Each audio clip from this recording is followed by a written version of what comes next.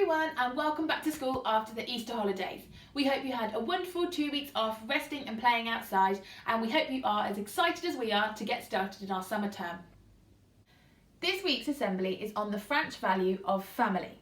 But instead of thinking about our family at home or here at school, we're going to be thinking about our family on planet Earth. The world is made up of incredible habitats, from the Crystal Kingdom Arctic to the dusty African savanna, to the black as space deep sea. These habitats are home to endless beautiful species of plants and animals. However, as time goes on and the human population grows and develops, it's becoming harder for these species and habitats to survive. One man is making it his mission to try to change this. You may have heard or seen him before. How do we create a future in which both people and nature can thrive? This is the biggest question of our times. In the next few decades, we need to do something unprecedented, achieve a sustainable existence on Earth. But how do we do it? How do we create a future in which both people and nature can thrive? We open our eyes to this moment in history. Think on a planetary scale. Embrace the challenge we face. And do something we humans are very good at. Change the world.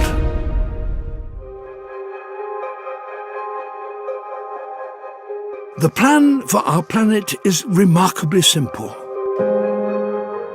Reduce our impact by making sure that everything we do, we can do forever.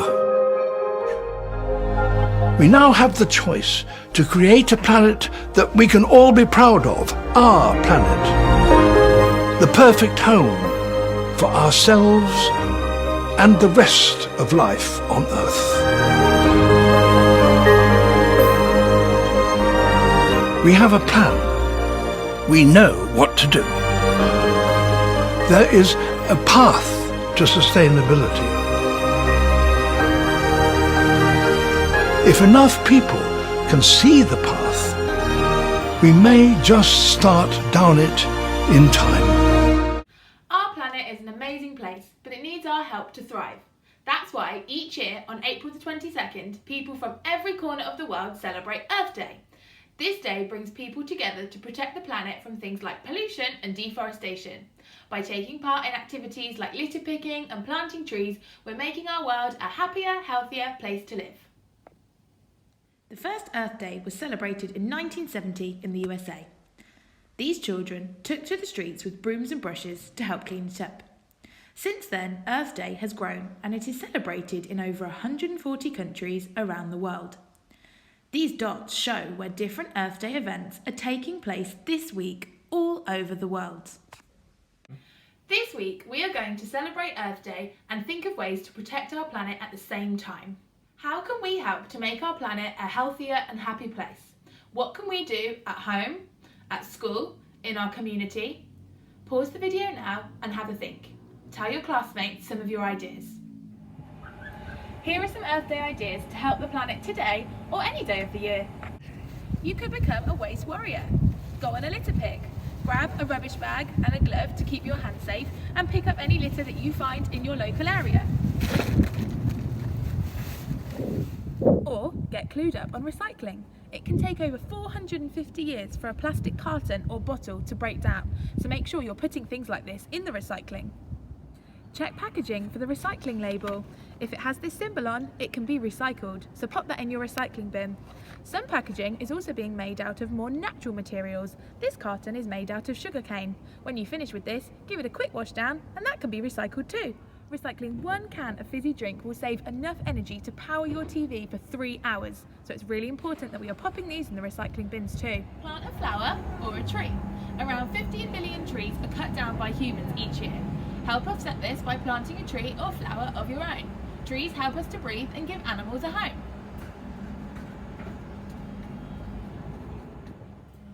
Turn off the lights. Do these lights lights really need to be on when the sun is outside and shining?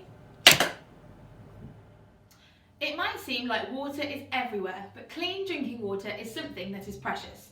Turning off the tap can save 8 gallons of water a day.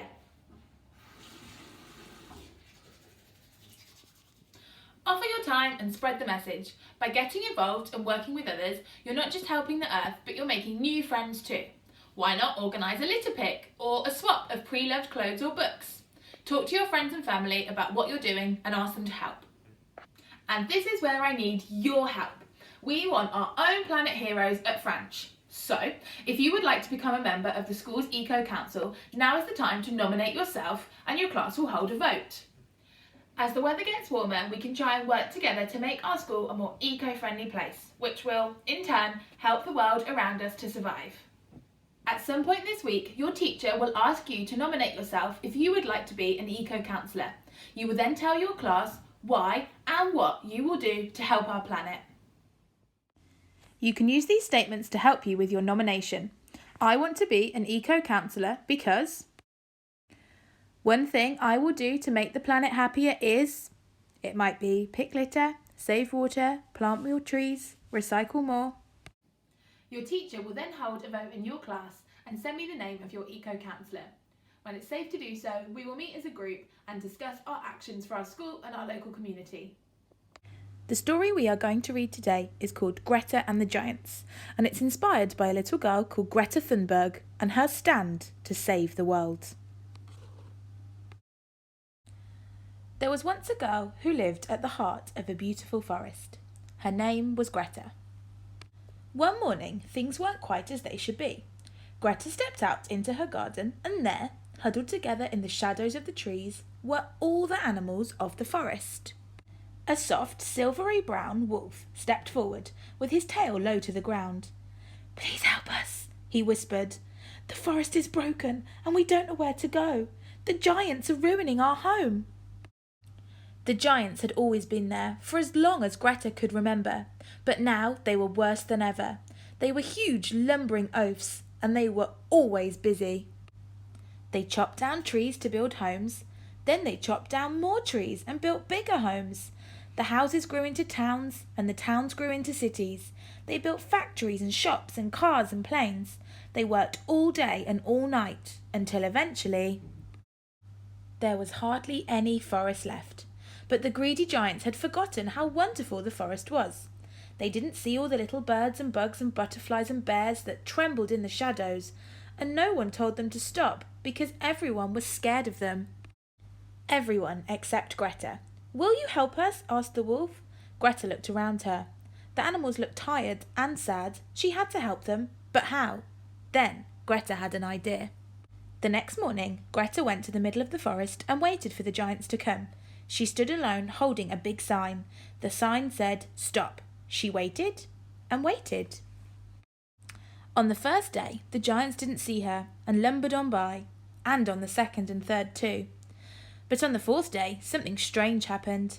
A little boy who had been watching Greta made a sign and came and sat down next to her. He didn't say much, but Greta knew he felt like she did. Soon, more people and animals saw what they were doing and joined in too. "Save our forest! We live here! Help! We love our forest! Stop! Action now!" Before long, a huge crowd filled the forest, stretching out to the city and the roads beyond. They stood together and waited. The crowd was so huge. "Stop! Listen! Save our homes!" The giants were stopped in their tracks. "Please stop!" Greta cried. "Your greedy behaviour is spoiling our home. You've broken the trees and trampled the flowers, and now the bees and birds have flown away. These animals are homeless and our forest is dying." After Greta had spoken, everything was silent. But then everyone in the crowd began to shout, "The smoke from your fires is choking the air, and please stop cutting down the trees. You can help plant some new ones, and mend my home. We need to take care of our forest and live together. Will you please try?" they all said. The giants shuffled and fidgeted and stomped their feet on the ground. They were embarrassed and a little bit sad. You see, the giants were so busy building they didn't see what they were doing to the forest or the animals who lived there. The giants felt terrible. "We're sorry," they said, and they promised to try harder. So, from that day on, the greedy giants weren't so greedy. They slowed down and learned to sit quietly. They stopped working all the time and instead took up new hobbies. They stopped chopping down trees and learned all about gardening and living in the forest. They cooked, repaired, tidied, and shared, and before long, the forest became more beautiful than they could ever have imagined. This story is inspired by a real girl called Greta Thunberg. When Greta was not much older than you, she found out about something called climate change. This means the world is getting hotter and hotter, and this is causing a lot of damage. Scientists all agreed that this rising temperature is down to human activity. When we burn coal, oil and gas, called fossil fuels, something called carbon dioxide is released into the air, and this makes the world warm up. The polar ice is melting and sea levels are rising. Forests are being chopped down and animals are left homeless. The Earth is already 1 degree Celsius hotter than it used to be. This has resulted in worse wildfires, storms and floods, and more than 1 million people living near the coast have been forced to leave their homes. If we carry on as we are, things will only get worse. Climate change is the biggest crisis humans have ever faced. Greta knew all of this, and she couldn't understand why no one was doing anything about it. So, when she was 15, she went on a strike from school, sitting outside the Swedish government building and holding a sign that said, "Strike for Climate." Over time, people stopped to join her, and now her protest has encouraged children and adults from all over the world to stand up for climate change too. Greta has spoken to politicians from many different countries, and in 2019 she was nominated for the Nobel Peace Prize. The story we've just read has a happy ending, but in the real world, Greta is still fighting the giants. They might not be as easy to see as they are in this book, but they are there. And some of the giants don't want to change their ways. That's why Greta needs your help. You might think that you are too little, but Greta says no one is too small to make a difference. So, now it's time for some reflection. Take a moment to think about our family on planet Earth and about the perfect planet that you would want. What do you want the Earth to be like in 10 years' time? What are you going to do to make sure this happens? What small steps can we take here at Franche to help the wider world? How are you going to be a planet hero? You might think that it won't make a difference, but if we all work together, we can change the world. For the next couple of minutes, you'll see some images from our beautiful planet. Take a moment to think about the answers to these questions. Thanks for listening, everybody. See you all soon.